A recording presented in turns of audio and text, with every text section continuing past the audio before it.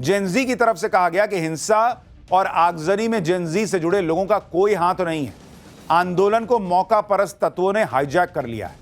नेपाल में तख्ता पलट करने वाला जेनजी अब यह तय नहीं कर पा रहा है कि नेपाल की सत्ता कौन संभालेगा, वहां नया प्रधानमंत्री कौन बनेगा, यह आज भी क्लियर नहीं हुआ। लेकिन जिस तरह से पूरे आंदोलन में हिंसा भड़की, उससे हमने पाठशाला में कह दिया था कि लगता है आंदोलन को किसी ने हाईजैक कर लिया है। आज यही बात जो हमने आपको पाठशाला में डे 1 कही थी, वही बात नेपाल में आंदोलन करने वाले जेनजी के लोग कह रहे हैं कि भाई हमारा आंदोलन हाईजैक हो गया। जेनजी की तरफ से कहा गया कि हिंसा और आगजनी में जेनजी से जुड़े लोगों का कोई हाथ नहीं है। आंदोलन को मौका परस्त तत्वों ने हाईजैक कर लिया है और पूरे बवाल के बीच पीएम की कुर्सी छोड़कर जान बचाकर भागे केपी शर्मा ओली ने भी सनसनीखेज दावा कर दिया।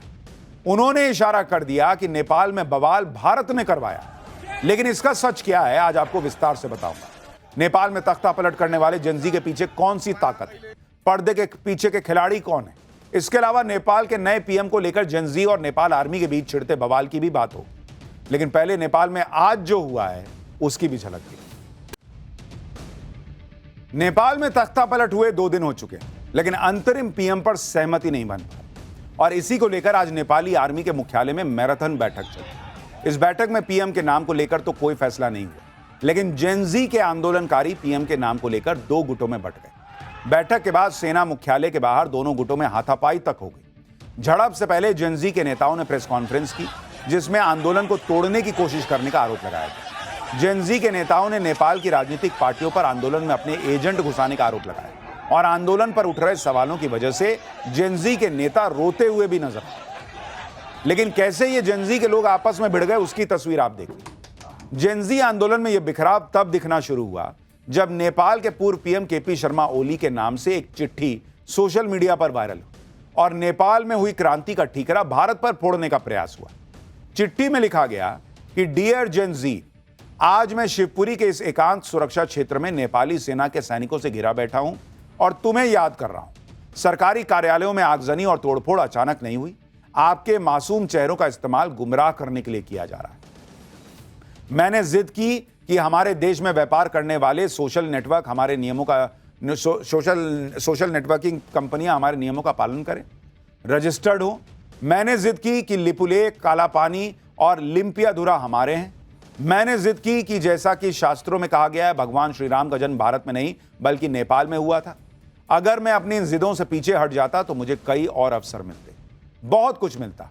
अगर मैंने लिम्पियाधुरा समेत नेपाल का नक्शा संयुक्त राष्ट्र को नहीं भेजा होता या दूसरों को अपनी मनमानी चलाने दी होती तो मेरी जिंदगी किसी और ही दिशा में जा रही होती। यानी इन्होंने इशारों इशारों में कह दिया कि मैं भारत के हिसाब से नहीं चला इसलिए ऐसा हो गया, मैंने प्रभु श्री राम की जन्मस्थली नेपाल में बता दी इसलिए ऐसा हो गया।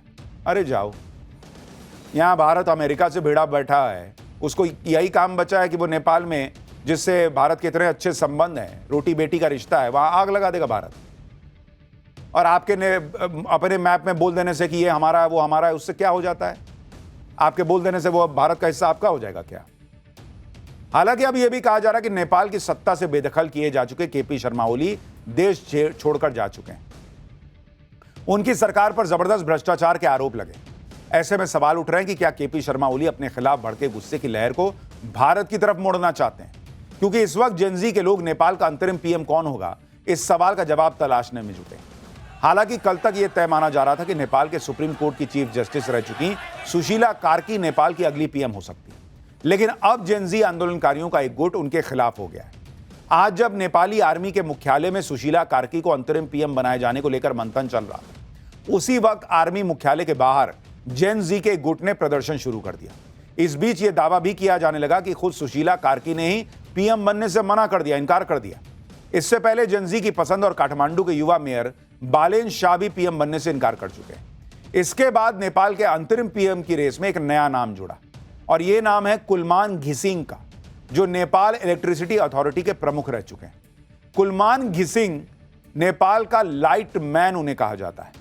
कुलमान घिसिंग ने भारत में जमशेदपुर से इलेक्ट्रिकल इंजीनियरिंग की पढ़ाई की है। 1994 में कुलमान घिसिंग NEA यानी नेपाल इलेक्ट्रिसिटी अथॉरिटी से जुड़े।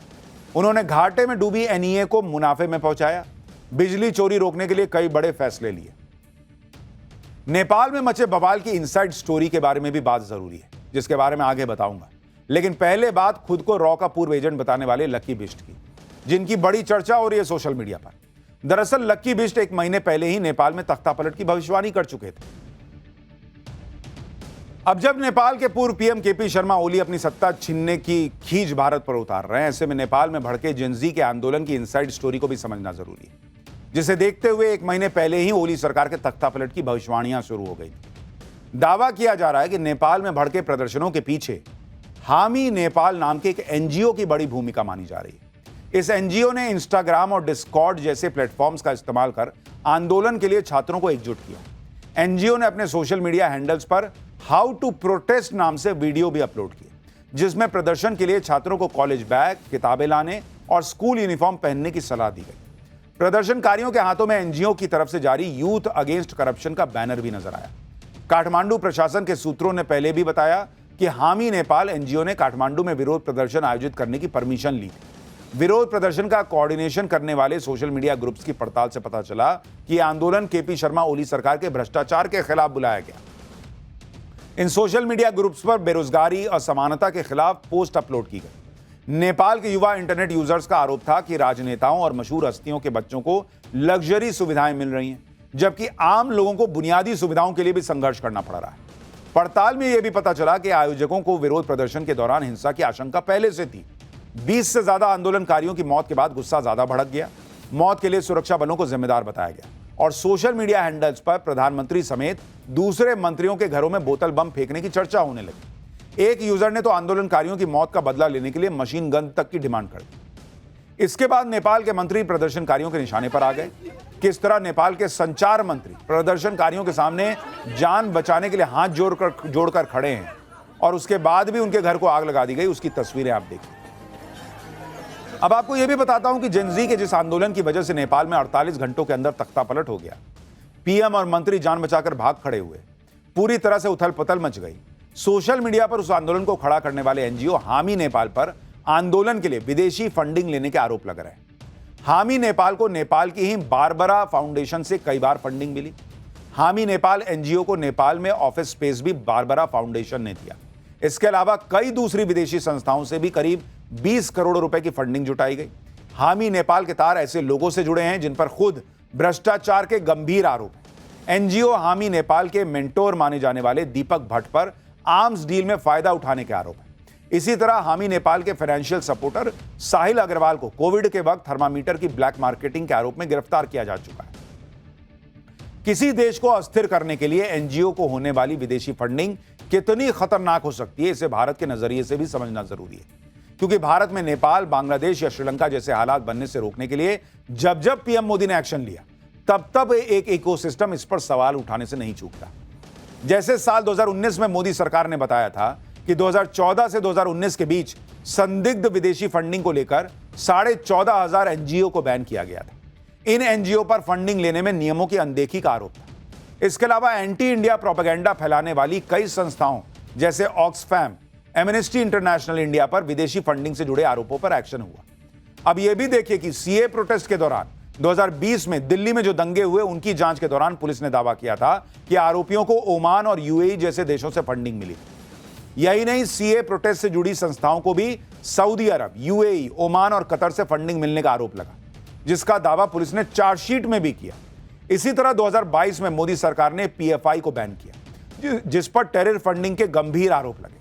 पीएफआई पर खाड़ी देशों से फंड जुटाने का आरोप लगा। दिल्ली और हाथरस में हुए दंगों के लिए भी पीएफआई पर चीन से फंड जुटाने का आरोप लगा। जांच में यह भी पता चला कि दिल्ली दंगे के आरोप भगोड़े जाकिर नाइक से जुड़ते मिले और उनके एनजीओ को मलेशिया से फंडिंग हुई। यानी नरेंद्र मोदी सरकार ने प्रोएक्टिवली काम किया, वरना प्रयास तो कई लोग कर रहे थे, ऐसा आरोप लगता है। पिछले साल ही केंद्र सरकार खुद सुप्रीम कोर्ट में जो हलफनामा दी थी, उसमें बता चुकी है कि इस तरह के एनजीओ विदेश से मिल रही फंडिंग का इस्तेमाल सरकार की योजनाओं के खिलाफ करते हैं। विदेश से मिली फंडिंग की 90% से ज्यादा रकम का इस्तेमाल प्रदर्शनों और उसके लिए लोगों को भाड़े पर इकट्ठा करने में होता है। यह नरेंद्र मोदी का विजन है, जिसका लोहा नेपाल के प्रदर्शन में शामिल वहां के युवा भी मान रहे हैं और कह रहे हैं कि नेपाल को शक्तिशाली बनना है तो भारत की तरह नई टेक्नोलॉजी पर फोकस करना होगा। सुनिए एक बार। टेक्नोलोजीको जमानामा नेपाल धेरै तल छ। नजिकैको छिमेकी देश इन्डिया टेक्नोलोजीमा धेरै माथि भइसक्यो। विश्वकै पावरफुल कन्ट्रीमा इन्डिया गइसक्यो। नयाँ नयाँ टेक्नोलोजीहरू उत्पादन गरेर इन्डिया जस्तै पावरफुल बनाउन चाहन्छु हामी। यानी भारत की चर्चा नेपाल में भी है, नरेंद्र मोदी जैसा नेता मिल जाए इसकी चर्चा नेपाल में भी।